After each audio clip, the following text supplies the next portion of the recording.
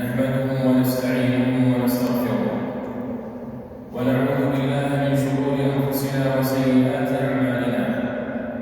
من يهده الله فلا مضل له ومن يضلل فلا هادي له.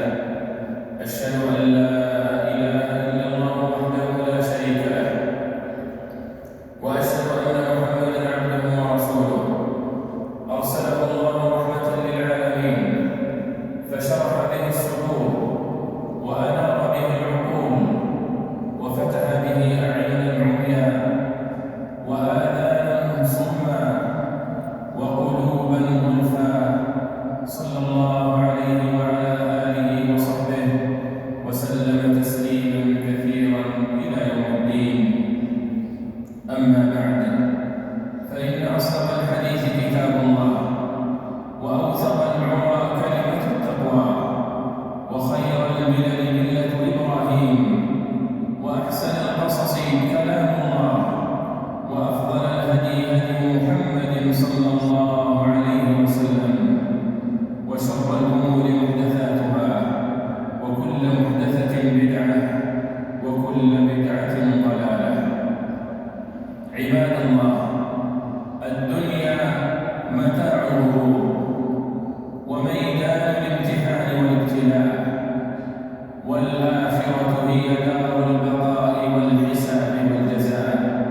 فمن يعمل مثقال ذرة خيرا يره، ومن يعمل مثقال ذرة شرا يره. فاتقوا الله فيما أمر، وانتهوا عما نهى عنه وزجر. يا أيها الذين آمنوا اتقوا الله ولتنظر نفس ما قدمت لغد، واتقوا الله إن الله خبير بما تعملون.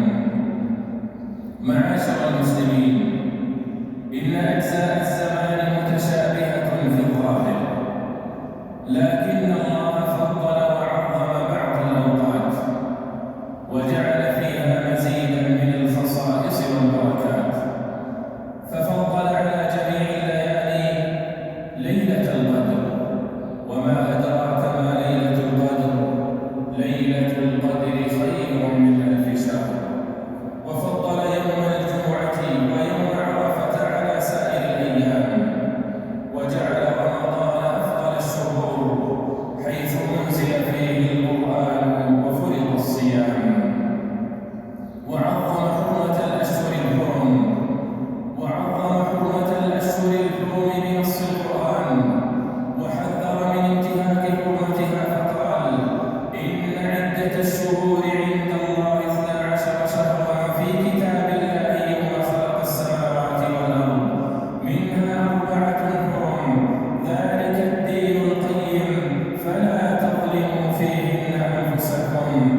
وقد أكد النبي صلى الله عليه وسلم في خطبة الوداع على إبقاء الحرمة والتعظيم لهذه الأشهر. فعن أبي بكر رضي الله عنه أن النبي صلى الله عليه وسلم